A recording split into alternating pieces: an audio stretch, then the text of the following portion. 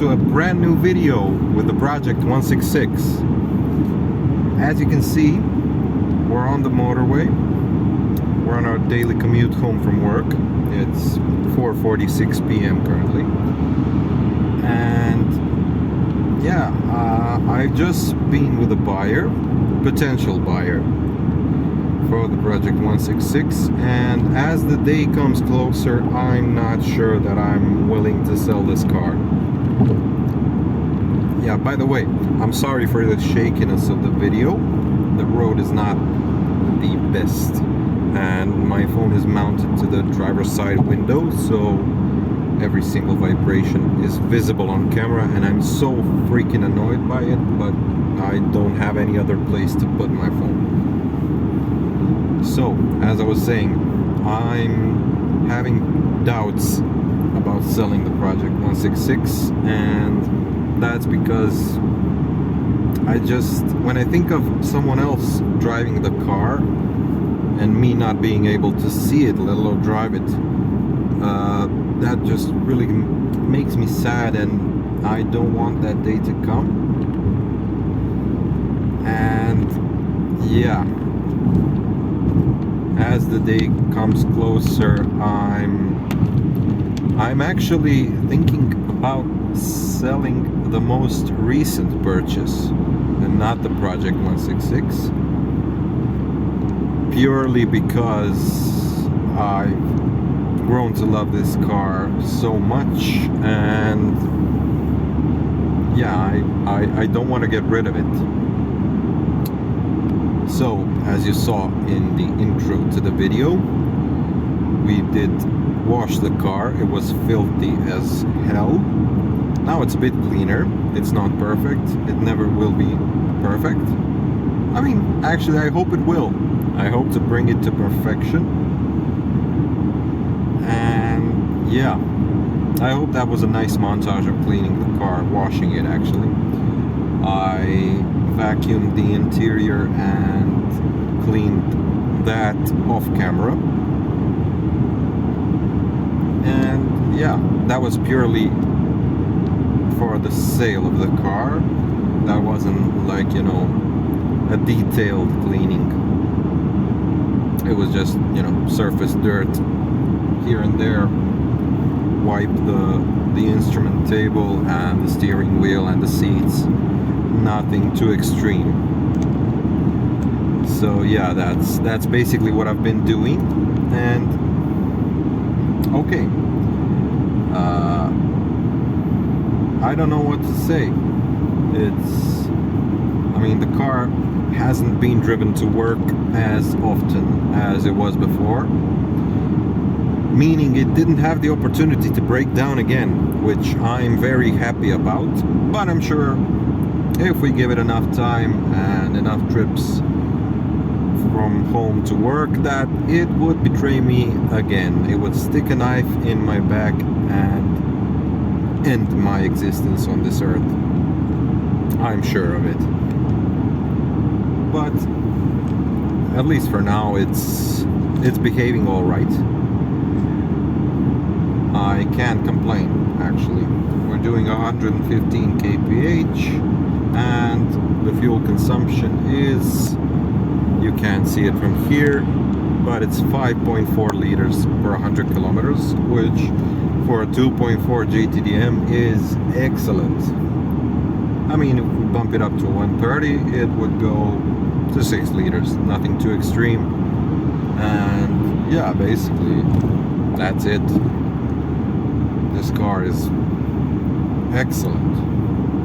I mean, not this exact car, but the 166 in general. This is an exception to that excellence. So yeah, basically why I made this video was to update you on my thoughts regarding the 166, and my thoughts are that I should keep it, as many of you said, and many of the people in the comments on my on my listing of the Project 166 actually also said not to sell it. And I've been getting loads of calls, texts about the car, but nothing you can put your finger on. It's just time wasters as it goes. So yeah, I've been offered for this car a Renault Clio Mark II, which is a 98 to 2001 model,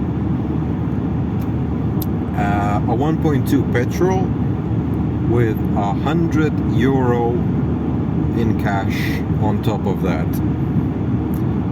And I mean, the 166 doesn't hold value very well. It started, I mean, it hasn't yet started appreciating, but I'm sure it will sometime in the near future. But it holds its value right where it is now. And for the facelift, that is about, I want to say €3,000 for a good one. For an excellent one, it's 5,000-6,000, but 3,000 for a good one. Now this car is up for sale for €2,000, and I've been offered a Clio Mark II, a 1.2 petrol plus €100. So that means that Clio is worth €1,900, which is just not true. That Clio sells for about €800 to €1,000 is a max for that Clio. I don't know anyone who would pay more for a Clio Mark II than €1,000. And this guy was telling me that it's not such a huge difference in price between the 166 facelift and the Clio Mark II. I told him if it were only a Mark III, I'd understand, because a Mark III is, a good Mark III is around €2,000, and yeah, the Mark II, it didn't even have an air conditioning, no electric windows, no nothing. So it's a bone stock standard trim car, no AC, no electric windows, nothing. And I don't know, he wanted to pay €100 plus that Clio for this beast of a car, with leather seats, power seats, memory function on the seats, heated seats, all four windows electrically folding mirrors, AC,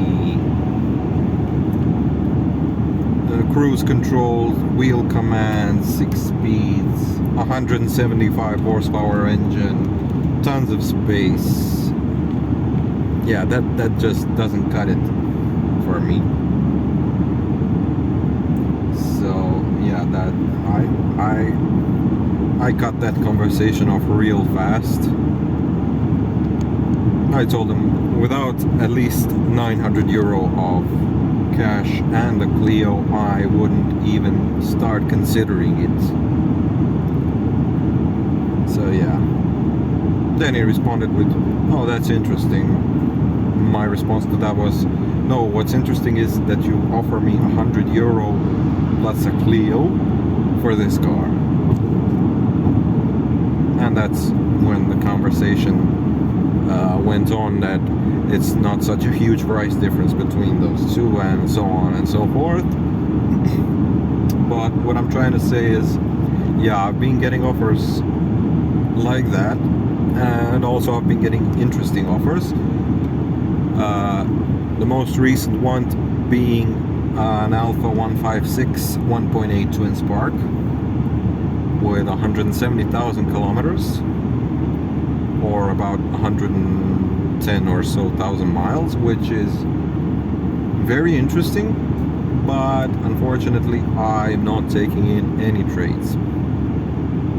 I only, if I was selling it, if I will sell it, I'll only sell it for cash and no trades. I have the Audi, I have the other car, and I have this, and that's just too much. I don't need 3 cars, basically.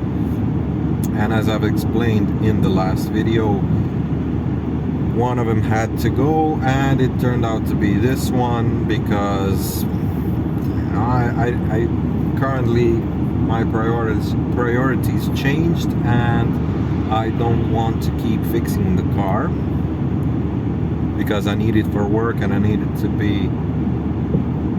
be sure that I'm gonna get to where I need to go. And with this car, currently at least, I'm not so sure that I can do that. I mean, this is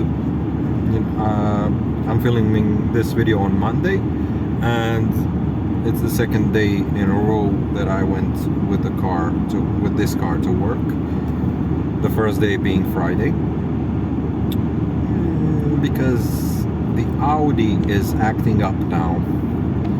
It has some little quirks with the starter, I believe, because sometimes it just doesn't start for like 2 times, and then the 3rd time it starts right up like nothing happened, basically. And I believe the rotors on the starter are a bit worn and aren't catching on properly, so that will need to be investigated further. But basically that's it, and that's why I went with the Project 166 on Friday, because I didn't want to be left 120 kilometers away from home with a car that doesn't start. I mean, I could push start it. It happened with my first 166, where the starter just gave out, and I had to push start it. I was 30 kilometers from home, but I managed to get a hold of a friend who was quite near me, and he came and we push started the car, and I managed to drive home without it stalling, because if it stalled, I don't know what I would do. I'd probably call someone else or him again, but you know, yeah. So I've had my experience with a broken starter. Thankfully this car doesn't have a broken starter. It did have a broken battery, but that was solved. And I mean, with the rear brakes done, it's a solid car. I can't say that it isn't. I need to do the front spring. I have it. I just don't have the time or the will to do it. I also found a used rear subframe with the polyurethane bushings for, I don't know, it's 150 euro or something, which is a very good price for one of those, because replacing the bushings costs, I want to say 550 euro, just to replace the bushings. And this way I'm getting a completely different subframe with polyurethane bushings, which last longer, are a bit firmer, so it will be more stable. And yeah, if I decide to keep this car, that's the option I'm gonna go for, definitely. And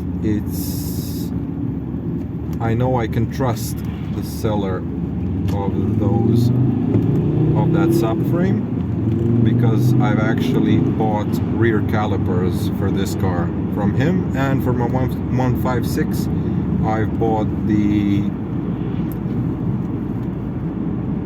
pipe that connects the turbo and the intercooler. And he's a good guy. He knows a lot about Alfas, and basically if you need anything for Alfas, let me know. I'll put you through him, and you can make a deal that way. I vouch for him. I can vouch for him. He's a good guy. He generally is a good guy, and yeah, basically that's it. That's what I wanted to tell you in the video. And you know, I'm gonna end it there. Thank you for watching. Thank you for the support you've been giving me. I also love this car as much as you do, and I'm a big Alfa Romeo guy. So yeah, I will be sad if I have to get rid of the car. Basically that's it.